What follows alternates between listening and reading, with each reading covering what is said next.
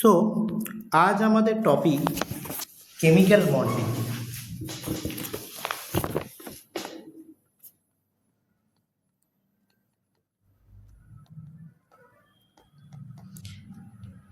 Chemical bonding chemistry point of view থেকে একটা খুবই ইম্পর্টেন্ট একটা চ্যাপ্টার, খুবই বেসিক একটা চ্যাপ্টার, যেটা নলেজ থাকাটা খুবই প্রয়োজন বাকি সম্পূর্ণ কেমিস্ট্রি জানতে হলে। কারণ প্রতিটা চ্যাপ্টারের সঙ্গে সামহাউ কেমিক্যাল বন্ডিংয়ের কনসেপ্ট জড়িয়ে রয়েছে। তাই কেমিক্যাল বন্ডিং ভালোভাবে বোঝাটা খুবই ইম্পর্ট্যান্ট। সো শুরু করা যাক। What is chemical bonding?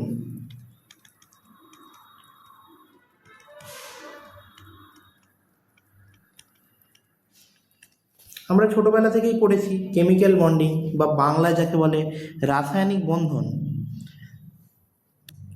তো যদি একটু ছোটোবেলায় ফিরে যাই, আমরা দেখেছি যে এ একটা অ্যাটম, বি একটা অ্যাটম, তাদের মধ্যে রয়েছে একটা কেমিক্যাল বন্ড বা একটা single bond suppose.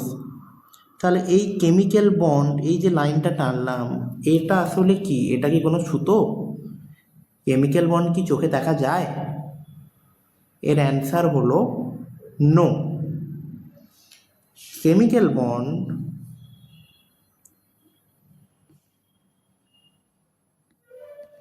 is a force of attraction between two chemical species. Chemical species means it may be atom or ion or molecule or radical or etc. দুটো atom বা ion বা মলিকিউলের মধ্যে যে force of অ্যাট্রাকশানটা কাজ করছে, সেটাই হলো chemical bonding.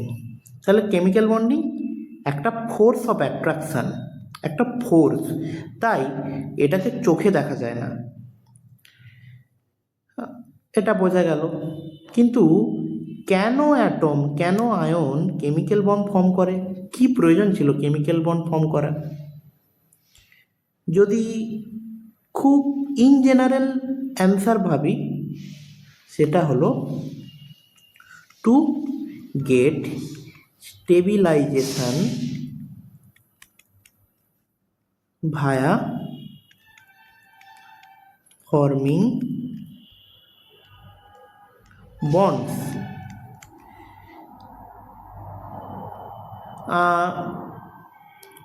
সমস্ত কিছুই এই ইউনিভার্সে স্টেবল হতে চায়। যদি তার এনার্জি হাই থাকে, সে ট্রাই করে তার এনার্জি লো করার বা স্টেবল হওয়ার, বা আরেকটু ভালো করে বলতে গেলে টু লোয়ার দি পোটেনশিয়াল এনার্জি। কিন্তু এটা ঠিক পরিষ্কার হলো না, তাই এটা নিয়ে আমি আসছি। তার আগে কেমিস্ট্রির ক্লাসিক্যাল কনসেপ্ট কি বলছে? কেমিস্ট্রির according to classical concept, to fill up 8 electron in the valence shell, যেটাকে আমরা বলি অক্টেট রুল। অক্টেট রুল কি বলছে? Every atom or ion has a tendency to make 8 electrons in the outermost shell or valence shell to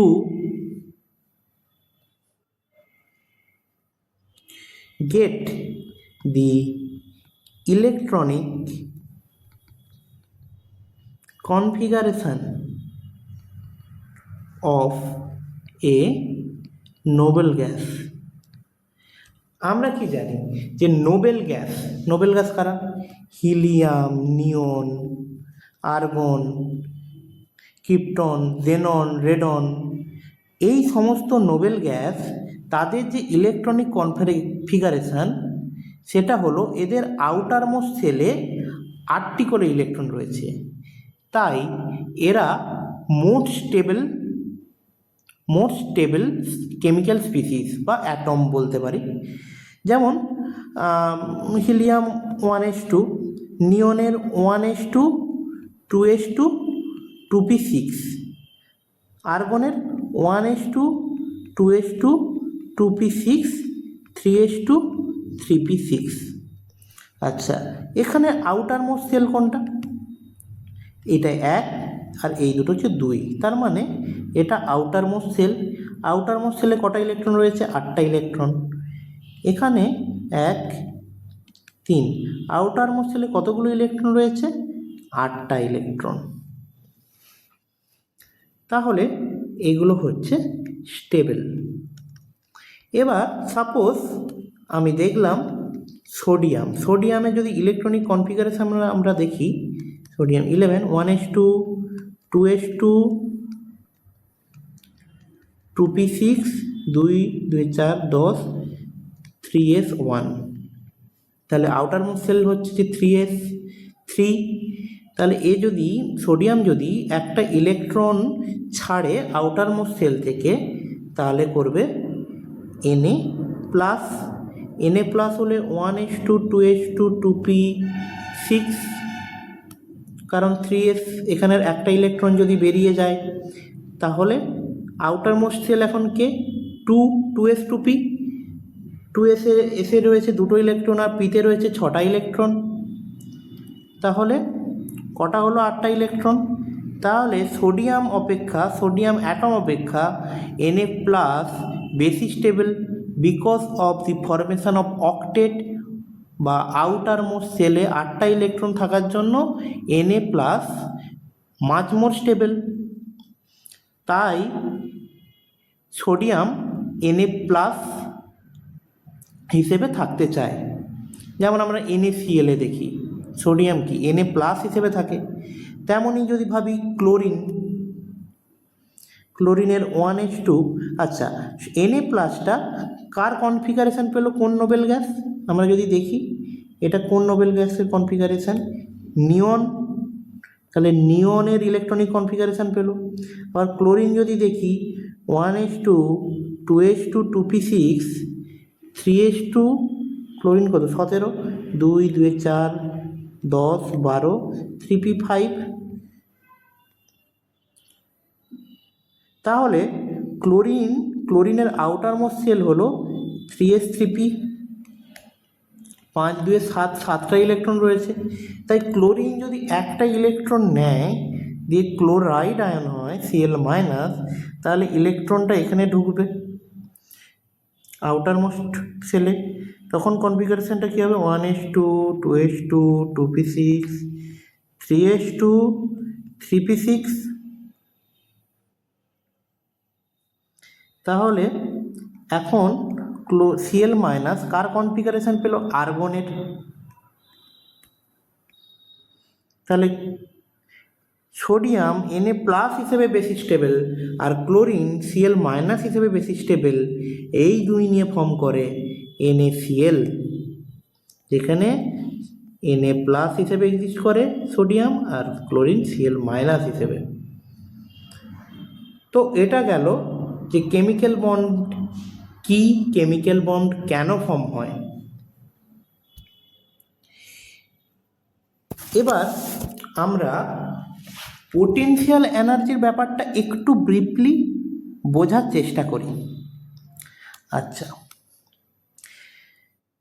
suppose এটা হলো atom এ, তার এটা nucleus, এটা হলো অ্যাটম বি, এটা হলো তার নিউক্লিয়াস।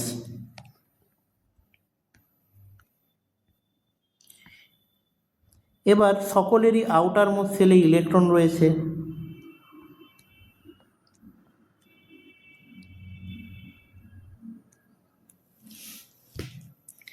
তাহলে atom A R atom B এর মধ্যে কি কি ফোর্স কাজ করছে সেগুলো একবার দেখে নেওয়া যাক। তাহলে ফোর্স অফ অ্যাট্রাকশন। আচ্ছা, অ্যাটম এ এর নিউক্লিয়াস আর অ্যাটম বি এর ইলেকট্রনের মধ্যে একটা অ্যাট্রাকশন ফোর্স রয়েছে। এগেইন অ্যাটম বি এর নিউক্লিয়াস আর অ্যাটম এর ইলেকট্রনের মধ্যে একটা অ্যাট্রাকশন ফোর্স রয়েছে। তাহলে force of attraction between nucleus of atom A and electron of atom B. Again nucleus of atom B electron and electron of atom A. আচ্ছা, এবার দেখব আমরা force of repulsion.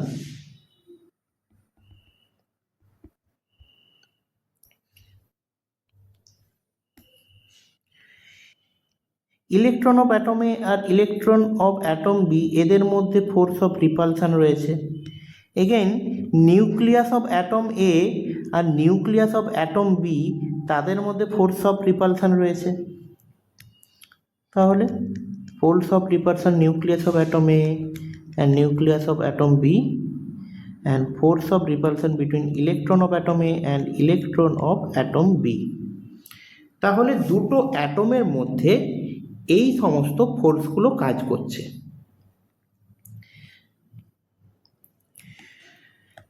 Now let's see a diagram.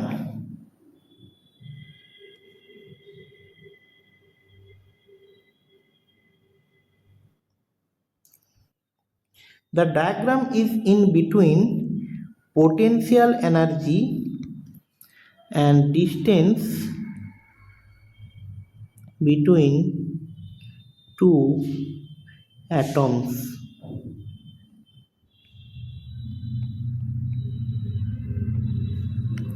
তাহলে দেখা যাক, গ্রাফটা হয় খানিকটা এইরকম।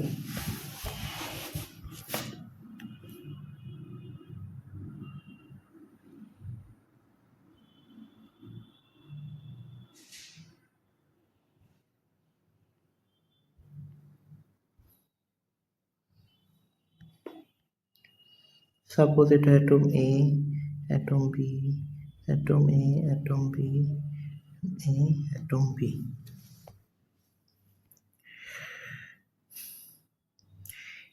Atom A R atom B এদের মধ্যে ডিস্টেন্স যখন খুব বেশি হয় তাদের মধ্যে ইন্টারাকশানটা খুব কম হয়।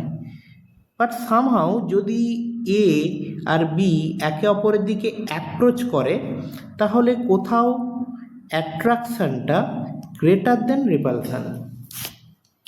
আবার এ আর বি যখন একে অপরের দিকে অ্যাপ্রোচ করতে করতে কিছুটা কাছাকাছি আসতে শুরু করে তখনও still attraction force is bigger than the repulsion force.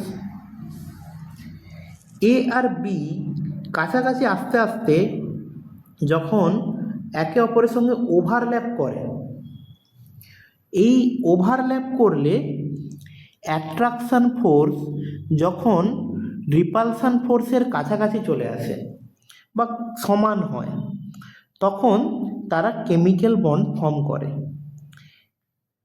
এই ডায়াগ্রামটার দিকে যদি তাকাই, যখন এ আর বি অ্যাটম কাছাকাছি চলে আসে তখন রিপালশান ফোর্সটাও ডমিনেট করা স্টার্ট করে, কিন্তু যখন দূরে থাকে দুটো অ্যাটম তখন অ্যাট্রাকশান ফোর্সটা বেশি কাজ করে বা বেশি ডমিনেট হয়। কারণ যখন দূরে থাকে এটা তো নিউক্লিয়াস, যদি এটা যদি অ্যাটম হয় এটা নিউক্লিয়াস হয়, এর চারপাশে ইলেকট্রন ক্লাউড আকারে থাকে। আমরা যে দেখাচ্ছি যে ইলেকট্রন, এই একটা ইলেকট্রন বা এই একটা ইলেকট্রন, ইলেকট্রন কিন্তু তার যেমন পার্টিকেল নেচার আছে তেমনই ওয়েভ নেচারের জন্য ইলেকট্রন ক্লাউড হিসেবে থাকে। আর ইলেকট্রন ক্লাউড হিসেবে থাকার জন্য নিউক্লিয়াস অফ অ্যানাদার অ্যাটম খুব ইজিলি তাকে অ্যাট্রাক্ট করতে পারে। তাই যখন দুটো অ্যাটম দূরে থাকে তাদের মধ্যে অ্যাট্রাকশন ফোর্সটা ডমিনেট করে রিপালশন ফোর্স অপেক্ষা। কিন্তু যদি দুটো অ্যাটম কাছাকাছি চলে আসে তখন তখন কিন্তু দুটো নিউক্লিয়াসের মধ্যে রিপালশন ফ্যাক্টরটাও একটা বড় ফ্যাক্টর হয়ে দাঁড়ায়। সেক্ষেত্রে রিপালসিভ ফোর্সটাকেও কনসিডার করতে হয়। তাই দুটো অ্যাটম কাছাকাছি আস্তে আস্তে আস্তে আস্তে এমন একটা সময় আসে যখন এই ফোর্স অফ অ্যাট্রাকশান আর ফোর্স অফ রিপালশনটা সমান হয়ে যায়। তখন তারা কেমিক্যাল বম্ব ফর্ম করে। সাপোজ এই এ অ্যাটম, এটা নিউক্লিয়াস, এটা ওভারল্যাপ করলো বি অ্যাটমের নিউক্লিয়াসের সাথে। নাও দ্য ইন্টারনিউক্লিয়ার ডিস্টেন্স, এই যে দুটো অ্যাটমের নিউক্লিয়াসের মধ্যে যে ইন্টারনিউক্লিয়ার ডিস্টেন্স,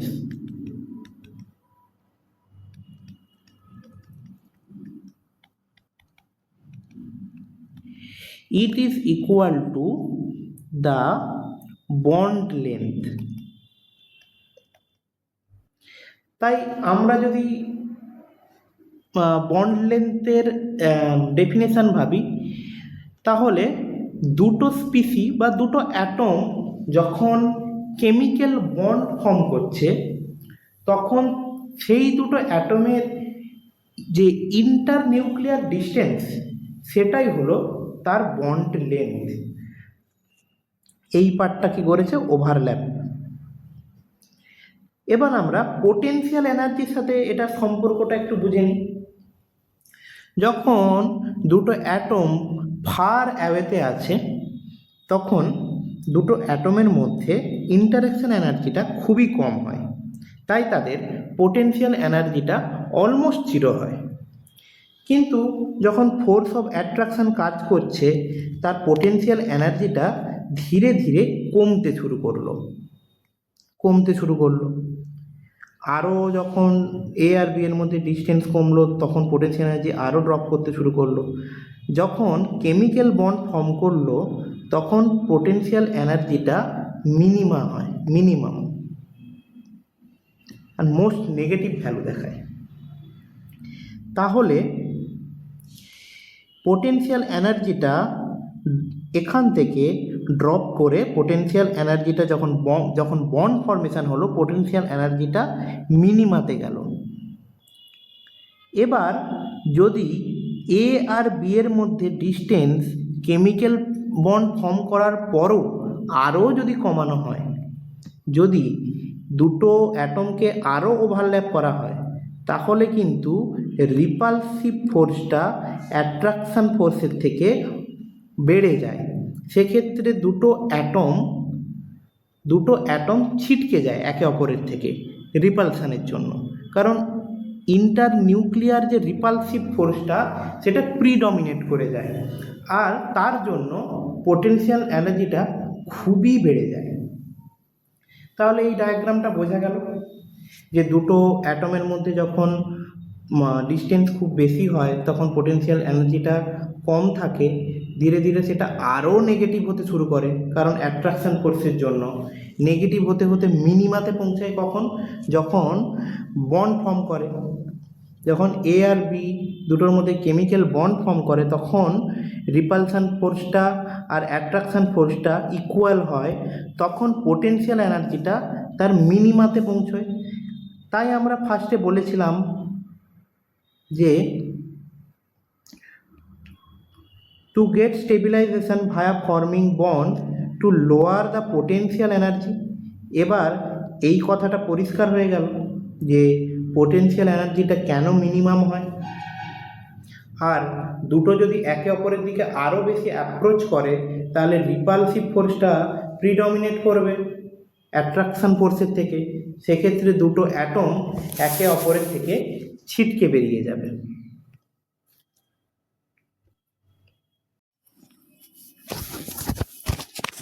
এখন আমরা দেখব কেমিক্যাল বন্ডিং কত রকমের হয়। আচ্ছা, আমরা এই যে এনার্জি ডায়াগ্রামটা দেখলাম, আমরা দেখলাম যে দুটো মলিকিউল যখন একে অপরের দিকে অ্যাপ্রোচ করছে ধীরে ধীরে পোটেনশিয়াল এনার্জিটা কমতে শুরু করেছে, এবং যখন বন্ডিং অবস্থায় আসছে, কেমিক্যাল বন্ড ফর্ম করছে, তখন পোটেনশিয়াল এনার্জিটা মিনিমাম হচ্ছে। তাহলে ইনিশিয়ালি যে পোটেনশিয়াল এনার্জিটা ছিল সেটা যদি জিরো ধরা হয়, তাহলে পোটেনশিয়াল এনার্জিটা কমতে কমতে নেগেটিভে মিনিমাতে এসেছে। তাই এই যে এনার্জি রিলিজ করেছে এটা ডেল্টা ই। এই ডেল্টা ই বা এনার্জি রিলিজড যত বেশি হবে তত বন্ডটা বেশি স্ট্রং হবে। তাহলে আমরা নোট দিয়ে লিখতে পারি, দি মোর the release of energy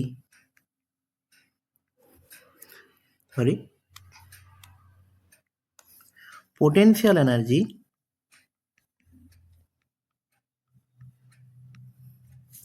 the more stronger the bond will be। তাহলে এনার্জি রিলিজ বা ডেল্টা ই যত নেগেটিভ হবে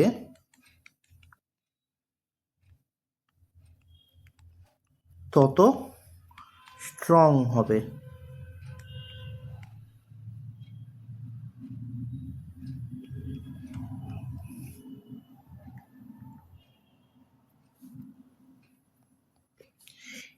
এবার যার ডেল্টা ই মাঝ নেগেটিভ তারা স্ট্রং বন্ড, আর যার ডেল্টা ই লেস নেগেটিভ তারা উইক বন্ড। তাহলে কেমিক্যাল বন্ডিং আমরা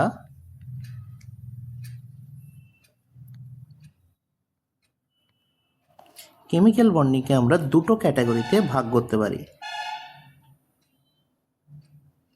একটা হচ্ছে স্ট্রং বন্ড, আর একটা হচ্ছে উইক বন্ড। স্ট্রং বন্ড, 4 রকমের স্ট্রং বন্ডিং দেখা যায়। একটা হচ্ছে ionic bond, covalent bond,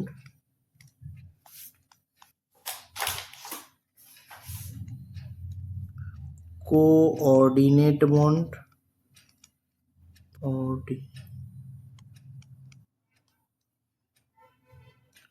metallic bond,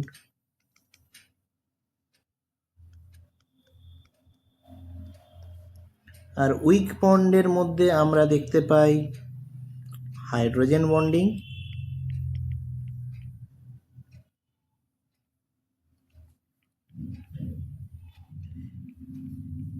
van der Waals bonding. আমাদের সিলেবাসের মধ্যে ionic bond, covalent bond, coordinate bond, hydrogen bonding রয়েছে। আচ্ছা, আয়নিক বন্ডটা কি একটু দেখে নেওয়া যাক। আয়নিক বন্ড যেখানে বন্ডিং হয় ক্যাটায়ন আর অ্যানায়ন ফর্মেশনের মাধ্যমে। কি হয় এখানে চলে গিভ অ্যান্ড টেক পলিসি। কিভাবে একটু দেখে নেওয়া যাক। আমরা আগেই এক্সাম্পল দেখলাম সোডিয়াম, তাহলে আরেকবার দেখে নেওয়া যাক। Sodium 11, 1s2, 2s2, 2p6, 3s1। Sodium একটা ইলেকট্রন ছেড়ে দিলে Na প্লাস হয়, দিয়ে অক্টেট ফিল আপ হয় আমরা বললাম। তাহলে সোডিয়াম একটা ইলেকট্রন ছাড়লে Na প্লাস প্লাস 1 ইলেকট্রন। আবার ক্লোরিন কি 1s2, 2s2, 2p6, 3s2, 3p5, 17। তাহলে একটা ইলেকট্রন নিলে অক্টেট ফিল আপ হবে। তাহলে ক্লোরিন প্লাস একটা ইলেকট্রন, সেখান থেকে ক্লোরাইড। এবার এই ইলেকট্রনটার সোর্স কি? এটা হচ্ছে সোর্স এই সোডিয়াম। তার মানে আমরা বলতে পারি যে সোডিয়াম যেই ইলেকট্রনটা রিলিজ করছে সেই ইলেকট্রনটা ক্লোরিন ক্যাপচার করে ক্লোরাইড আয়ন হচ্ছে, আর সোডিয়াম এই দিকে সোডিয়াম প্লাস আর ক্লোরিন এই দিকে ক্লোরাইড আয়ন হিসেবে থাকছে। তাহলে এটা হলো ক্যাটায়ন, এটা হলো অ্যানায়ন। তাহলে ক্যাটায়ন আর অ্যানায়নের মধ্যে ইলেকট্রোস্ট্যাটিক অ্যাট্রাকশন ফোর্স কাজ করছে। আমরা কি জানি? Opposite charges attracts each other. তাহলে সেক্ষেত্রে Na প্লাস আর Cl মাইনাস তৈরি করছে NaCl, যেটা হলো আমাদের খাওয়ার লবণ। আচ্ছা, তারপর হচ্ছে এটা গেল কোভ্যালেন্ট বন্ড। তাহলে এটা গেল আয়নিক বন্ড। তাহলে আয়নিক বন্ড ক্যাটায়ন আর অ্যানায়ন ফর্মেশনের মাধ্যমে ফর্ম করে। আর এখানে গিভ আর টেক পলিসি কেন বললাম? তাহলে এখানে সোডিয়াম যে ইলেকট্রনটা দিচ্ছে ক্লোরিন সেই ইলেকট্রনটাই নিচ্ছে, তাই এটাকে গিভ আর টেক পলিসি বলে। এরপর আমরা দেখব কোভ্যালেন্ট বন্ড। কোভ্যালেন্ট বন্ড কি? কোভ্যালেন্ট বন্ড হচ্ছে, এখানে একটা কথা মনে রাখবে, শেয়ারিং ইজ কেয়ারিং। তো এখানে দুটো অ্যাটম নিজেদের মধ্যে কমন ইলেকট্রন শেয়ার করছে। কিভাবে দেখা যাক। সাপোজ একটা এক্সাম্পল নিলাম, অক্সিজেন মলিকিউল। অক্সিজেন মলিকিউল মানে অক্সিজেন দুটো অ্যাটম দিয়ে তৈরি মলিকিউল। অক্সিজেন মলিকিউল দুটো অক্সিজেন অ্যাটম দিয়ে তৈরি। তাহলে অক্সিজেনের যদি আমরা ইলেকট্রনিক কনফিগারেশন দেখি, 1s2, 2s2, অক্সিজেন কি 8-16 হয়।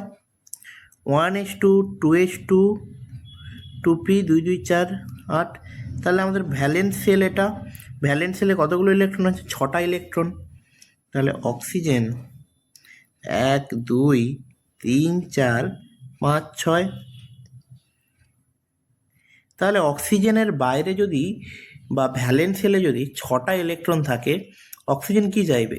এই 6টা ইলেকট্রন 8টা ইলেকট্রন করতে, তবেই না অক্টেট ফিল আপ হবে। তাহলে পাশে আরেকটা অক্সিজেন আছে যারও ভ্যালেন্স সেলে 6টা ইলেকট্রন। তাহলে এরা নিজেদের মধ্যে কথাবার্তা চালালো যে তোমার দুটো ইলেকট্রন আমাকে দাও আর আমার দুটো ইলেকট্রন তুমি নাও। অর্থাৎ এই 4টে ইলেকট্রন দুজনের মধ্যেই শেয়ার হচ্ছে। ভালো করে দেখো এটা। এখন এই অক্সিজেনের কাছে কতগুলো ইলেকট্রন আছে ভ্যালেন্স সেলে? 1 2 3 4 5 6 7 8। আবার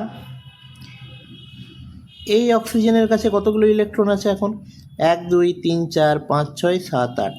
তাহলে যদি দুটি করে ইলেকট্রন একে অপরের সঙ্গে শেয়ার করে, তাহলে উভয়েরই দুটি অক্সিজেনেরই অক্টেট ফিল আপ হচ্ছে। এখানে আমরা লিখতে পারি oxygen double bond. Oxygen double bond কেন? কারণ একটা বন্ড দুটো ইলেকট্রন দিয়ে তৈরি। এই যে দুটো ইলেকট্রন, এই দুটো ইলেকট্রন, তাহলে এই একটা বন্ড আর এই একটা বন্ড, ডবল বন্ড। তাই অক্সিজেন দুটি অ্যাটমের মধ্যে রয়েছে ডবল বন্ড। আর বাকি যেই নন বন্ডিং ইলেকট্রনগুলো, যারা বন্ড ফরমেশনে টেক পার্ট করছে না, তারা হলো নন বন্ডিং ইলেকট্রন। এবার নন বন্ডিং ইলেকট্রনগুলো পেয়ার অবস্থায় রয়েছে, এদেরকে আমরা বলি লোন পেয়ার। তাহলে এই অক্সিজেনের মাথায় কতগুলো লোন পেয়ার রয়েছে? 1 আর 2। পেয়ার মানে কি? জোড়া। তাহলে 1 আর 2, তাহলে রয়েছে দুটি লোন পেয়ার, দুটো অক্সিজেনের প্রত্যেকটাই দুটি করে লোন পেয়ার রয়েছে, আর এইগুলো হচ্ছে বন্ড পেয়ার। তাহলে দুটি বন্ড রয়েছে, তাহলে বন্ড পেয়ার অফ ইলেকট্রন কটা রয়েছে? দুটি বন্ড পেয়ার অফ ইলেকট্রন রয়েছে, বন্ড পেয়ার। এটা গেল আয়নিক বন্ড, এটা গেল কোভ্যালেন্ট বন্ড। আর কোঅর্ডিনেট বন্ড,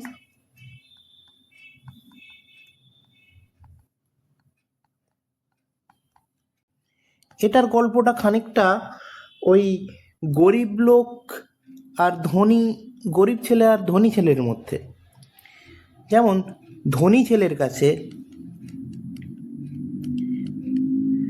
প্রচুর টাকা রয়েছে, এবার সেই রিচ বয় যদি কিছু পরিমাণ টাকা যদি পুয়ার বয়কে দেয়, তাহলে কি তার টাকার অভাব হয়ে যাবে? না। কোঅর্ডিনেট বন্ড খানিকটা এরকমই। ধরলাম কোনো একটা কেমিক্যাল স্পিসির কাছে বা কোনো অ্যাটমের কাছে প্রচুর ইলেকট্রন রয়েছে, আর আরেকটা অ্যাটমের কাছে ইলেকট্রনের অভাব রয়েছে বা ভ্যাকেন্সি রয়েছে। তখন কি করে ওই ইলেকট্রন রিচ অ্যাটমটা তার কিছু সংখ্যক ইলেকট্রন দিয়ে দেয় বা কিছু সংখ্যক ইলেকট্রন দান করে, ডোনেট করে ওই ইলেকট্রন ডেফিসিয়েন্ট স্পিসি বা যার কাছে ইলেকট্রন কম রয়েছে, অভাব রয়েছে তাকে। তাহলে এটা হলো ইলেকট্রন রিচ, এটা হচ্ছে ইলেকট্রন ডেফিসিয়েন্ট। সাপোজ এর কাছে যদি ইলেকট্রন প্রচুর বেশি থাকে আর বি এর কাছে ইলেকট্রন ডেফিসিয়েন্ট থাকে, তাহলে তাকে এইভাবে ডিনোট করা হয় যে এ আর বি এর মধ্যে কোঅর্ডিনেট বন্ড রয়েছে, আর এ হচ্ছে ইলেকট্রন রিচ স্পিসি আর বি হচ্ছে ইলেকট্রন ডেফিসিয়েন্ট স্পিসি। তাই এ আর বি এর মধ্যে রয়েছে কোঅর্ডিনেট বন্ড। এর আরেকটা নাম হলো ডেটিভ বন্ড। যেমন oxygen, aluminium 3+ vacant D orbital রয়েছে বা ভ্যাকেন্ট অরবিটাল রয়েছে 3p 3d। সেক্ষেত্রে অক্সিজেনের কাছে প্রচুর ইলেকট্রন রয়েছে, তাই অক্সিজেন সেই তার ইলেকট্রন ক্লাউড ডোনেট করছে অ্যালুমিনিয়ামকে। তাই কোঅর্ডিনেট বন্ড তারাই ফর্ম করছে যাদের একজনের কাছে প্রচুর ইলেকট্রন আছে আর অপরজনের কাছে ইলেকট্রনের ডেফিসিয়েন্সি রয়েছে। এটা গেল কোঅর্ডিনেট বন্ড।